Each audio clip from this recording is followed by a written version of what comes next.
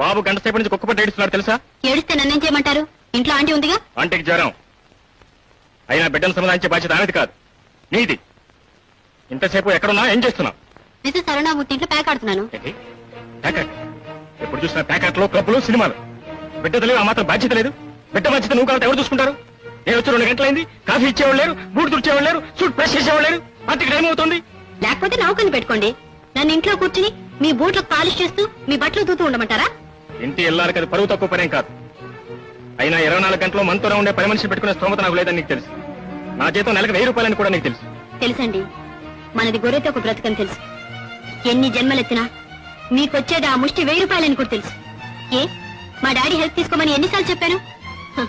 After all మా daddy car డ్రైవర్కి ఇచ్చి జీతం పాటలేదు మీ ఆదాయం.